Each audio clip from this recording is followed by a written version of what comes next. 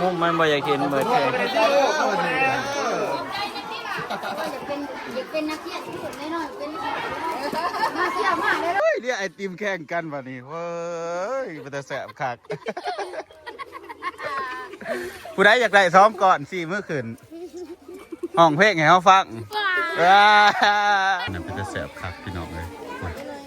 อุ้ยอุ้ยอุ้ยอุ้ยฟินมาฟินอลีกระดำซ้อมก่อนมอนี่จะเอาบ่ยังเย็นแต่เธอไม่มีใจเขาเลยไม่มีใจให้เราเลยไหมอ่ะเอาไหมบาทหนึ่งจะบาทแล้วเอา1 2 3มะม่วงยังมียางแต่คนข้างไม่มีเลยโอ้ยบอนี่ได้อีกก้อนหนึ่งไปเอา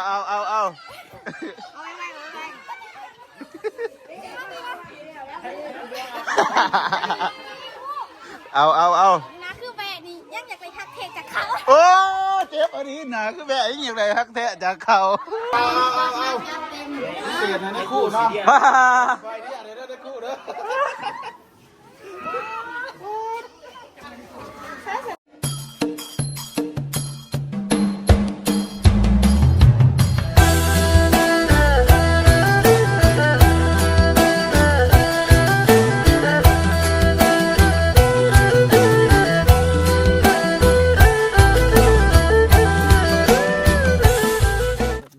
สบายดีสวัสดีพ่อแม่พี่น้องทุกคน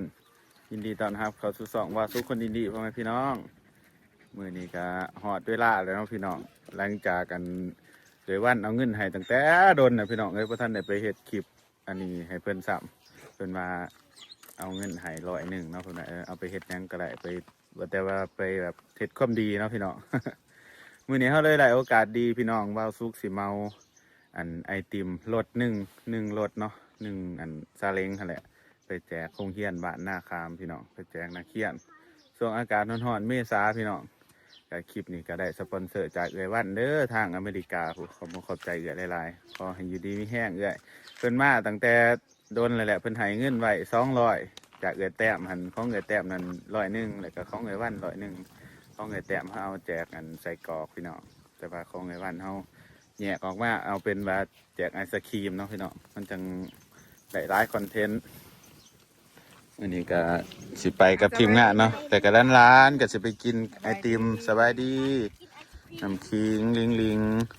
สายป่านบ่ได้มาพี่น้องสายป่านบ่มาสายปานจากมาก็มีกับทีมงานปานผักจากแม่โบราณไปวันนี้สิให้ทีมงานไปแจกแต่ว่าเฮาเมาบ่แล้วแหละแล้วกับสิตักให้อันนี้ห้องเฮียนะพี่น้องเฮาเมารวมเงินทั้งหมด1,800,000เนาะพี่น้องเมาเบิดอันรถเรา อันเด้รถไอศครีมเนาะแม่นรวมทั้งอันนั้นเด้จอกทั้งยังเห็นเด้รถเรามาถ่ายเริ่มทั้งรถทั้งคนแล้วก็ติดต่อเพิ่นไหวแล้วเนาะพี่น้องก็เลยนัดกันแล้วว่า2 โมงมึงบอกพ่ออยู่บ่ติบ่สิไปแจกไปฮั่นฮ้อนๆจังสิถือใจเล็กน้อยอยู่ดอกพี่น้องเอ้ยบ้านเฮาฮ้อนแดดว่าแม่นอันอยู่อันนั้นอากาศนั่น35 องศามื้อนี้พี่น้องเบิ่งไหม35 องศาคิดเบิ่งเนาะคนอเมริกามาแล้วนี่คือสิแบบว่าโอ้ยเหมือนตกนรกมันข้ามมาอีกข้างนึงเดี๋ยวเอาร้านขึ้นก่อนเด้อพี่น้องนี่มาหอดแล้วพี่น้องขับผากมาเลยเนาะสบายมากแต่โตฮะเขานัดกับอันนั้นหันกระแลบไว้เลยนี่สบาย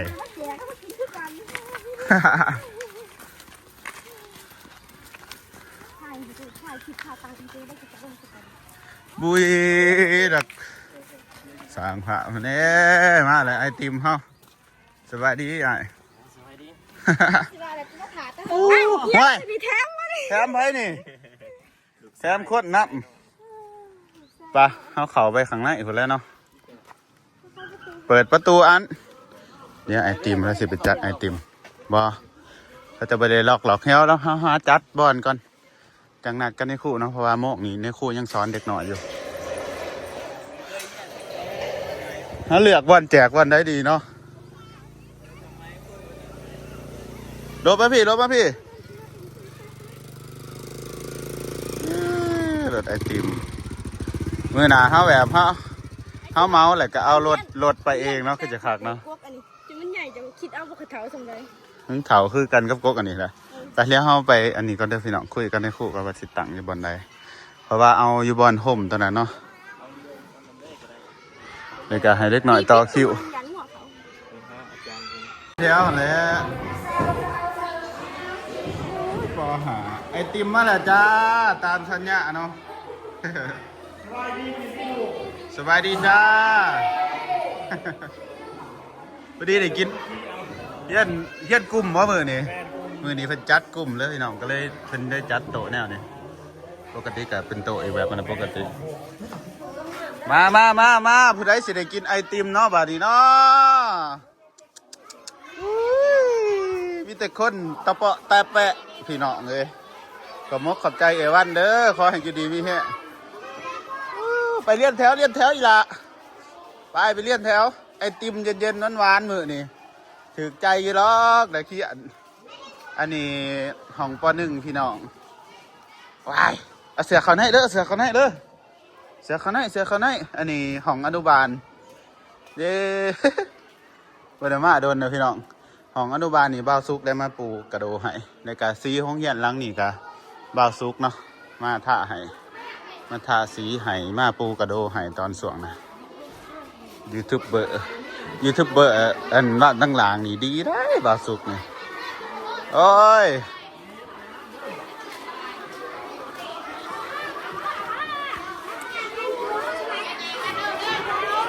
ปาทิโตตะเปาะแต่แปะ ไม่เขาเอาแต่ไรเนาะให้อายแล้วแจกกันสิติวกันไปตักก็ได้จากกันไปตักซะติวตักซอยกันก็เรามันจังอันนี้เอาเนี่ยมาพี่ไปยามาพี่เดี๋ยวนี้นะมาพี่ผู้นี้ลูกในคู่แต่ว่าเนาะผู้นี้เนาะลูกในคู่บ่ให้กินอุ้ยน่าพูดได้ว่าหยอกเอาโต๊ะก็ได้เลยเขาว่ามันจังสูงก็ได้เอาซองก็ได้เขาว่าไหนเราต่างอยู่เนี่ยเราไม่เห็นอยู่นี่ก็ได้ไอติมดูเลยใครหลุมจะคล้องอันรถไอติมเมื่อนี้เขาก็เลยสนับสนุนทั้งพ่อขาขายกระแลมน้ำน้องพี่น้องเพราะว่าเพิ่นไปขายมือหนึ่งกับน่าจะแบบเลาะจนเมื่อยนะก็สิขายเบิร์ดซัมหันน้องพี่น้องเมื่อนี้เขาก็ได้ทั้งสนับสนุนเพิ่นในการสนับสนุนนักเขียนน้ำอีกกินจนลิ้นซาไปเลย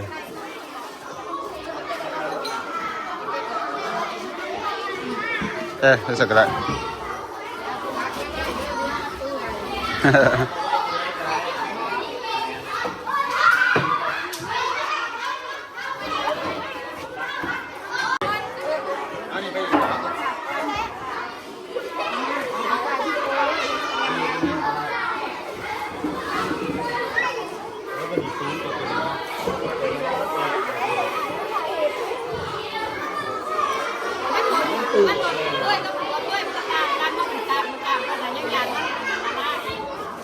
ตรงว่าเวรนี้จับเลย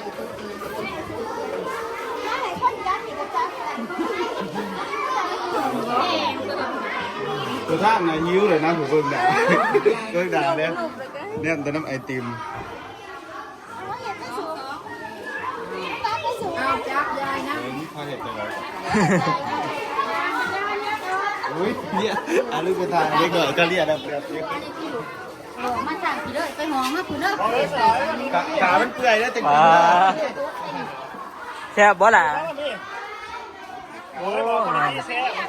แซ่บอยู่บ่แซ่บบ่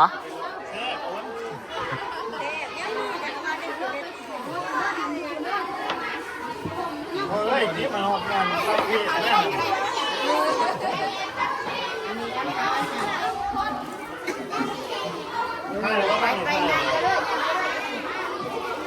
มัน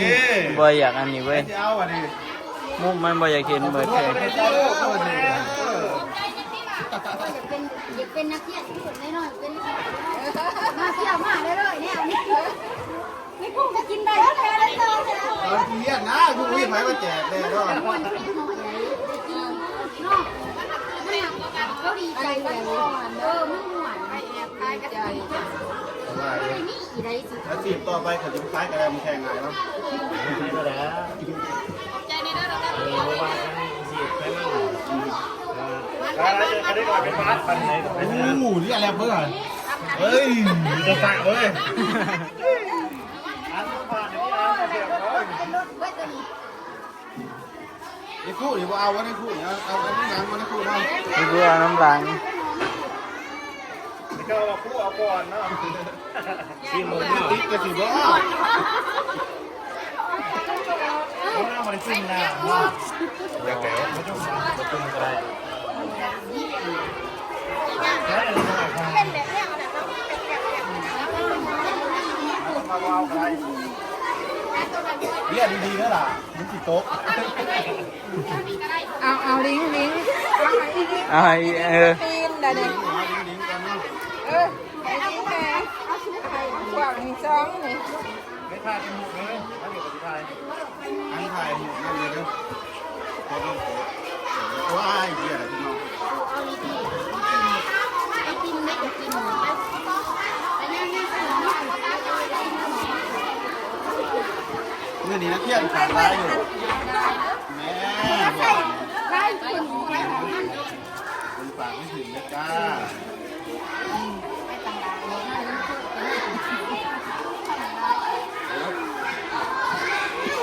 กินตั้งแต่ไฮเลยก็ดีนะเอาหมอแรมอะไรหมอ เอาผมคิดไว้ไหนนี่คิดไว้ อะไรเป็นข้าวอะไรที่เคยจะมา มันก็ออกเลยสั่ง ตั้งไฮเลยทีนั้นสองซองหนึ่งซองค่ะถ้าออกของกันเนี่ยพี่จะไปยืนของกันที่เดียว ตีตีมันขวดเพื่อนก็ต้องตี ใส่แนวเบียดผมใส่แนวเบียดแตกเลยพวกเอาไปจะได้เอาไปหาทางเขาแค่เขาไปหาทายบนเขากินนะติดแหงมันบีบเรื่องแตกแล้วนี่ก็ไป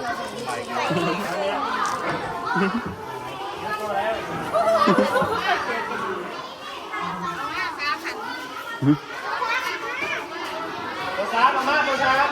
ตอนนี้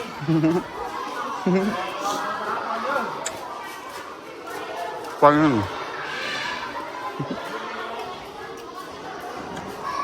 แซ่บบ่แซ่บอยู่บ่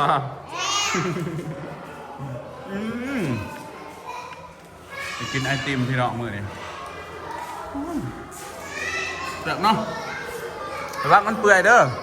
ให้เบิ่งปออนุบาลแซ่บบ่ แสบคักเนาะหวานเป็นหวานเย็นเป็นเย็นอากาศร้อนๆกิน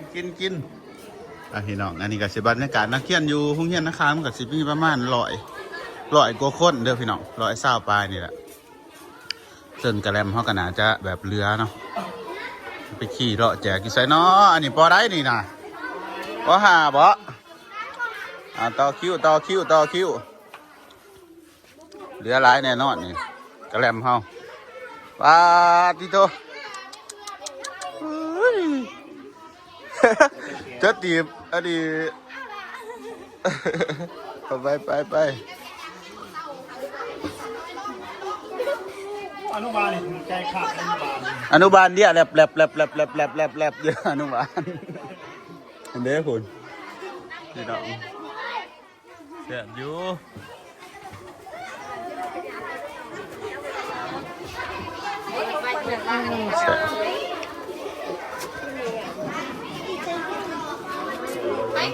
ขวายตีเป็นเซอร์เนาะตีเนาะคือขวายมันคือบ่ตีดว่ะ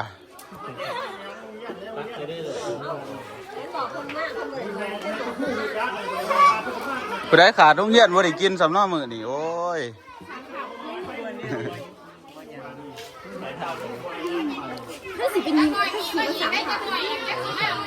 สาตีบ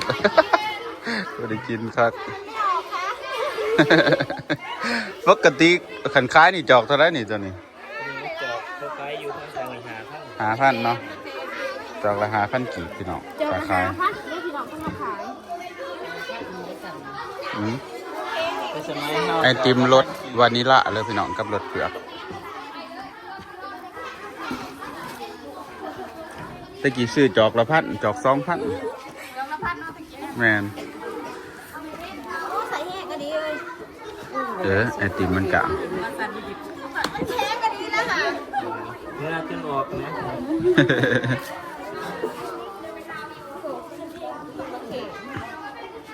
ไปขายมือนึงนี่เบิดอยู่วะครั้งหนึ่งบางมือก็บ่เบิดจอกละ5,000กีบ เพื่อมันกระเถือกช่องหลังของกระชายมีเพิ่งทำเมาไว้นั่นแต่ โอ้ยหลายคนล้มได้แต่กระแลมต้องไม่ล้มนะ เทียบบ่ล่ะครับ คนล้มได้แต่กระแลมต้องบ่ล้ม มาถึงมาขอเจ็บแล้วก็เห็ดจังไรวะ เอากินไม่ดี เฮ้ยเป็นตาแสบคักเนาะอิสาเด้ได้กินกระแลมไทยหวันนักขามได้กินกระแลมปาดเอียงอะดิเฮ้ยเรียกไอติมแข่งกันวะนี่เฮ้ยเป็นตาแสบคัก ผู้ใดอยากได้ซ้อมก่อน4 มื้อคืนห้องเพลงให้เขาฟังเอ้าก็ต้องแลกแต่ว่าเนาะจะได้เสอไอติมได้กินฟรีแต่ก็ต้องมีแนวมาแลกตัวผู้ใดอยากได้ซ้อมจอกเต้นให้เบิ่งแม่อ้าวตายแล้วอยากได้ซ้อมจอกก็ให้เต้นให้เบิ่งพระโบ้ผ่านว่าสิให้โบนัสนี่นะเอ้ยอันนี้ลูกพ่อค้าไอติมแล้วพี่น้องตีเอาว่าให้มันได้ดิอาโปว่าให้ลูกพ่อค้าได้ดิ อันนี้ร้านเจ้าของ2พี่น้องเดี๋ยวยืนแหลบแซ่บบ่แซ่บแห้งบ่อันนี้ก็ร้านเจ้าของ2ร้ายแซ่บแห้ง ท่านไหนได้เอง กินเอากินจนแขวข้าวไปเลยมือนี่นี่ร้ายอยู่ตักตีบตักตีบตักถ้าตีบก็เฮ็ดบ่เป็นเนาะก็ไข่กูอยู่ก็ตักอย่างไรคือว่ามันบ่ติดเนาะครับแปะลงสิเบิดแล้วพี่น้องหมอบีมเอาเลี้ยบีมมาดิเลี้ยแลบ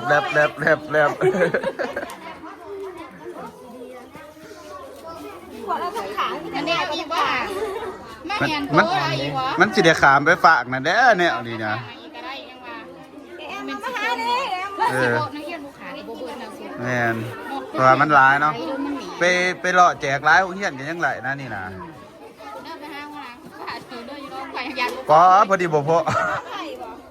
โรงเรียนน้องไผ่เป็นเท่าไรลอยพี่น้องพอแน่นอนอันนี้ไอติมไอศครีมเฮาเมาเฮาเอามาแบบอันนี้แล้วพี่น้องปกติขันแล้วเราไปขายมันจะมีทางใส่แช่เย็นมานำอันนี้เพราะว่าบ้านเราอยู่ไกลๆนี่แหละเรามาแล้วก็ได้ใส่ทางน้ำแข็งแล้วก็อันนี้มาแล้วก็รถซาเล้งมาสบายพี่น้อง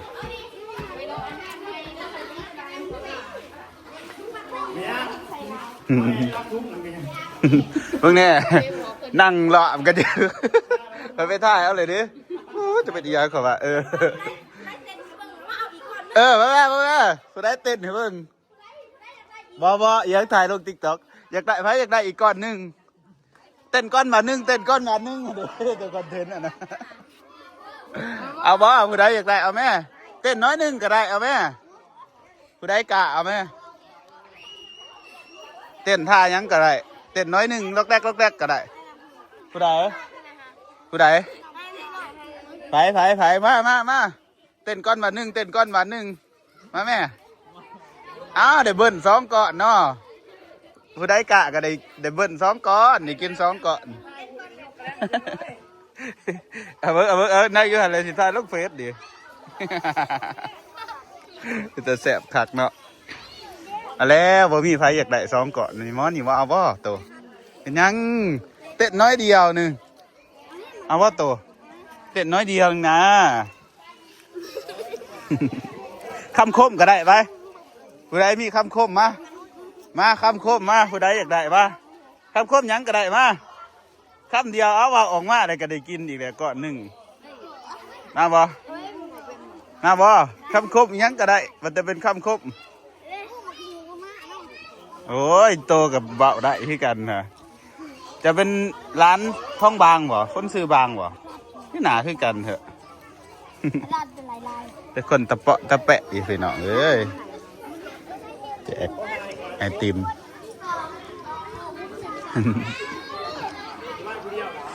ผู้ได้เบาคำคมเป็นอยู่นี่สิให้อีกก้อนหนึ่งเอาวะมาคำหนึ่งคำคมจักก่อนจักไร เอาแล้ววิแต่คนบกะเขาคำคมกับบกะพี่น้องเอ้ยคำคมต้องเฟซนี่นะมานี่พูดนี่เอาขอชายจะซ้อมก่อนเลยไปขอคำคมคำหนึ่งก็ได้ไปในตู้เย็นมีแต่ของในสมองมีแต่เธออุ้ยพูดดีให้เราซ้อมก่อนเลยดิพูดดีนั่งเอียงก่อนนั่งสินใจจัดไป ผู้ใดอยากได้คำคมมาผู้ใดอยากได้กระดำซ้อมก่อนมอนี่จะเอาบ่ยังเย็นแต่เธอไม่มีใจเอาเลยไม่มีใจให้เอาเลยไหมอ่ะเอาไหมบาทหนึ่งจะบาทแล้วเอา1 2 3มะม่วงยังมียางแต่คนข้างไม่มีเลยโอ้ยพอดีได้อีกก้อนหนึ่งไปเอ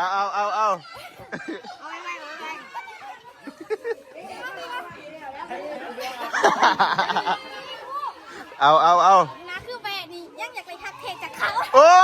เจ็บอันนี้นะคือแบบยังอยากได้ทักเทจากเขาผู้นี้ได้อีกก้อนหนึ่งเด้อผู้นี้เด้อมาผู้ใดสิเอามาเจ้าหอมาเอาโอ้ยความมักก็คือเกือบใส่ไปโดนเติมมันก็ขาดจัดไป2 เกาะนู่นนี่ แน่ผู้นั้นก็อยากได้แล้วนี่เอาแม่กระแลมก็ยังหลายอยู่เลยเด้อผู้ใดอยากได้จื้อไว้เด้อผู้ใดเดี๋ยวเบาคำคบผู้ใดห้องเพลงใส่3 เกาะโดดนี่จัดบ่ห้องเพลง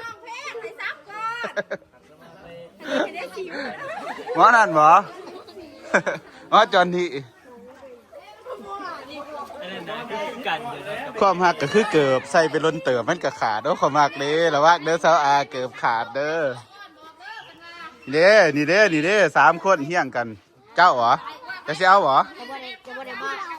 เอาเมื่อยกับหักก็บ่หักกับเศร้าโอ้เอาผู้เดียวอีก2 ก้อนดิกูจักความหักแต่ว่าตะเบาะตะแบะแล้วดินะติโตหักมิแต่คำคมความหักเลย ตามภาษาวัยรุ่นเด็กหน่อยเนาะพี่เนาะ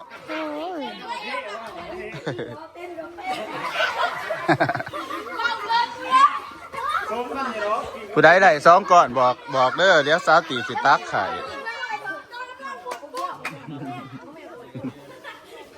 เรือหลายครับพี่น้องเดี๋ยวจะเอาไปแจกอยู่บ้านตั้งหลังนะ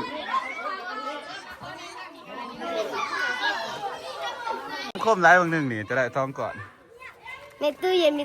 แต่ของในสมองมีแต่เธอป๊าดได้2 ก้อนเนาะเอาไปมันอันนี้นี่ผู้ใดกะแสดงออกก็ได้กินเนาะผู้ใดเขินน่ะบ่ได้กินเด้อมาบ่ผู้ใดกะย่างมาบอกเลยมาอ้ายขอยสิเว้าว่าสิ ได้เบิ่น2 ก้อนที่ว่าเบิดแต่ก้อนหนึ่งเอาให้หมออีกก้อนหนึ่งแล้วหมอเทนะโอ้ผู้ดีก็เลย2 คำคบยังก่อเบาอีกเบิ่งอยู่วันหนึ่งอ่ะ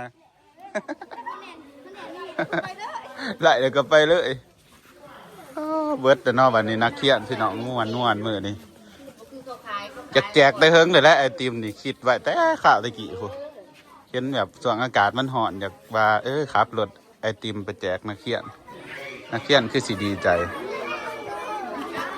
คันที่แจกอีกคนละ2กับบ่ได้เด้อพี่น้องเพราะว่ามัน มันนักเรียนหลายพวกมันจะบ่พอกันเอาไปแต่โอ้ยพวกนี้ก็สองอันเนาะโอ้ยหมานเดี๋ยวนี้ก็สิเอาไปแจกอันนักเรียนวันต่างหลัง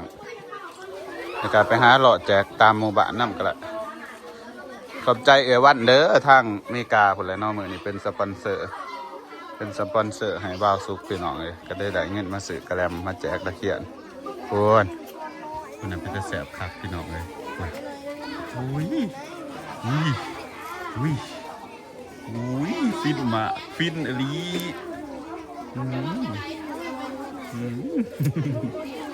ฟินมากเป็นจะแสบคักคุณ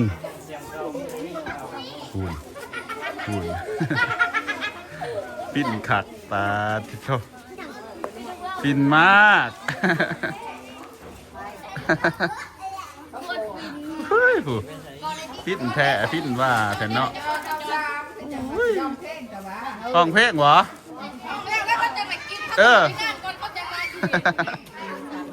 เรือลายบอกกระแลมเขาบ้านตั้งหลังอีกบ้านหนึ่งบ้านตั้งหลังยังเดือนนะที่คันแต่นางเกี้ยเละกันเนี่ยของไม่คู่เลย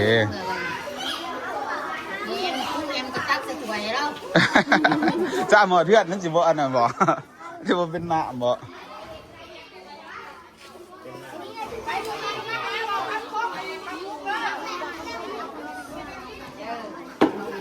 คือสิมีความสุขคักเนาะเล็กน้อยมื้อนี้นะดีใจอยู่บ่ที่เจ้าดีใจอยู่บ่โอ้ยบ่คักเคยบ่ดังเคยดีใจอยู่บ่นะดีใจอยู่บ่ดีใจ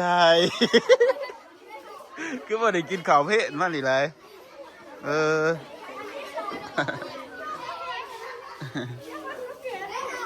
เอากินบัดนี้จุเฮาลองว่าซิเบิ่งบัดนี้เจ็บผีเด้อหวยแล้วผีแล้วจำค้างไอ้จังไหนจำได้เก่าจำหนักดูเด้อใช้ทำไมเอาเบิ่งอายก็สิตัดโอ้ยซาดิ้งอันนี้นี่ดิ้งได้บ่เบิ่งสิตัดเอาให้ซาดิ้งอีกนะในคุได้กินแต่ว่าในคุ เอาให้ในคู่น้ำจางกินเลยจางก็ได้กินเนาะไม่ตัดอะไรสักนิดมาผีมาเร็วอีคิงอีก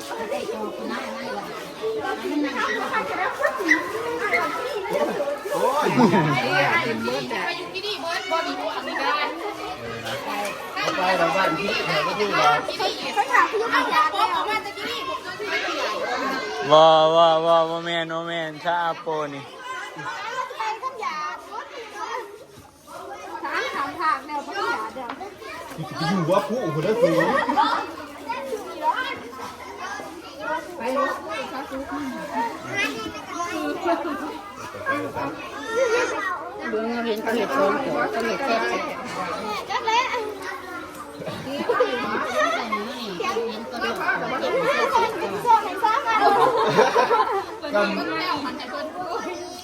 กำไอติมนะ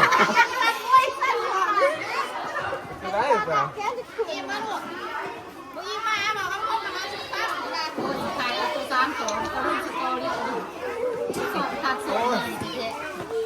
เอาได้เสียตัวยัดให้คู่กันจุ๊บนี่ได้จะหันนี่เลยจะหันคู่ได้เรื่องนักเรียนนักเรียนเจ้าของลงโจกทำเซลนี่คู่บ้านนี่ที่เรามาตามฟังได้คู่เป็นไงได้คู่เป็นไอเด้โทรสอน2 ตักเลยบุฟเฟ่ต์เนาะมาได้คู่เอาเสียนะได้คู่เนาะไปดิอะไรได้คู่เด้อ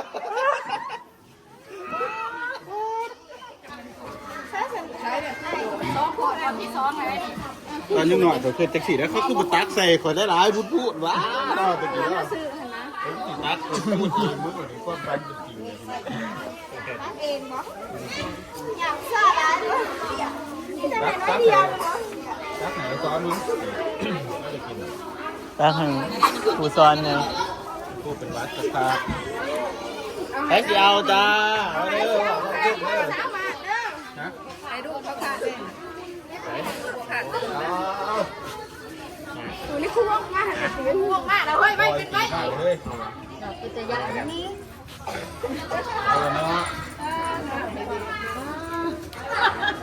มึงเนี่ยซุปเนี่ยซุปตั้งไหนอยู่เอาไปซุปสวรรค์ เอาให้เล็กหน่อยก็ดีก็ได้จะที่จริงเขาต้องอันนั้นน้ำจุ่มน้ำมันจึงสิบติดแนวตาคันดิ พี่มันก็ยังว่ากันอีกที่นี่คือของเนี่ยสินี่คือของนี่คือมันจะเอิญนี่คือซะมึงเลยเนี่ยไปถึงใจเอาแบบไหนเนี่ยไปเลยใจเอาซะเอาสิไปใส่เนี่ยไปถึง ความแค้นสั่งไอติมในบุฟเฟ่เนาะตักจนบ่ได้ไอติมในบุฟเฟ่ดิสิได้นี่เป็นจะแสบครับเนาะ คิดเลยว่าด่ากินกินเด้อเอา ตู้เซไหมมันจะแกง มันยากทันที นั่นเปีย ยังคิงไหนบ่ ได้แล้ว มันบ่เอาอีกวะบ่เอาวะอิ่มหรอ เว้นนั่นก็ตักให้อีกตักให้อันนั้นเข้ากัน เอาห้องกันไปเอาห้องกันเนี่ยก็เดี๋ยวไปตลาดเพื่อน โอ้วันนี้เห็นสั่นนะเห็นขับรถตีทางนะ คิดว่าว่าสิตักอันนี้จะเอาเอง เนี่ยผมจะเอาต้นนี้ผ่านไปได้ยังเนี่ย ได้ครบหรือว่านี่ครบเลย นี่คือสอนเลย ไอ้ซ้อนไอ้ตีตักให้ มึงสิดอก นักกูว่าหันเดียวกับเบาบาง จับ แล้ว เนาะก็มาแล้ว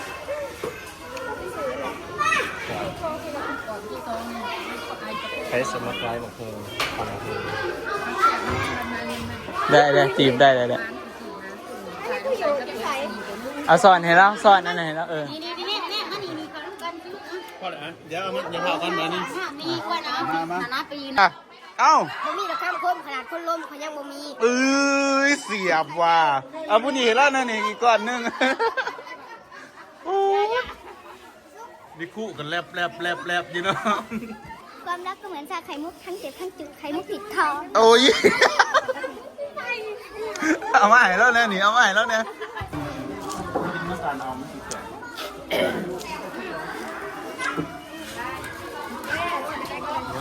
ว่าไปตั้งหลัง ได้เนี่ยมีแดดแล้วก็มีข้าวจีเนาะข้าวจีแล้วก็ปลาเท่านี้เฮ็ดใจเนาะ มันเป็นไทยนี่จะสกี ผักคือกันในจะดีด้วยนะอาหารจะผัก มันคนรู้มา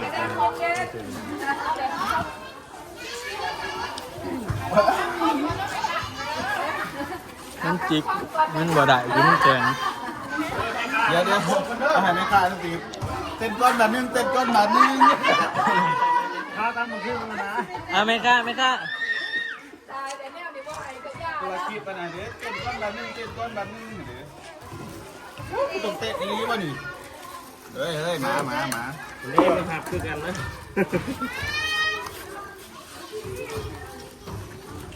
โอ้ยน้ำคิงเอาบ่ ต้องงองมานี่ดู น้ำคิงบ่เอา มานี่จอกมา400กันเกินมาเนี่ยต้องงองกันได้หรอบอก เหลือ ให้ได้ก่อนนึงต้องงองกันต้องไม่ได้ต้องงองมานี่ดูก่อนนึงนี่ไว้ต้องงองบ่ได้องต้องดีใจนะ คอยางลูกคอยางพิเศษนะ ตั้งหลังบ่นี่โอ้ตี ไม่ต้องห่างเลยแต่วันนี้ เอาถ้วยไปตั้งหลัง นางโต จะได้อันนี้การกัน กู ตายตีตัวนะดูใครอ่ะเมียดูใครอยู่ในพวกสาวเหียนมาอยู่ตีตัวเฮ้ย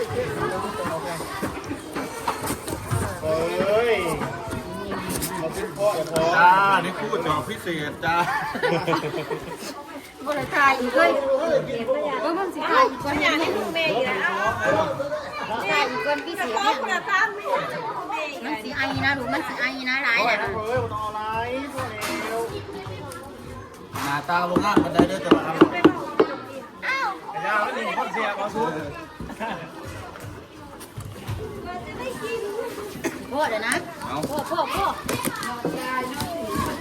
เด้แล้วพี่น้องเดี๋ยวเอาไปบ้านต่าง ไปงาน ๆน้ำมันลายมันกินบ่เบิดซะ มาตั้งหลังก็ยังมาเบิดนะ สู้ โอเคไปเดี๋ยวมันนี่ค่อยอ่าน ก็ได้ก่อนเพื่อให้ทานได้ อันนี้เขาก็เอาไปใส่กระติกมันสิเปื่อยบ่เปื่อยเลยเนาะเดี๋ยวเขาเหียนในทางน่ะ ใกล้เติบ ตามๆกัน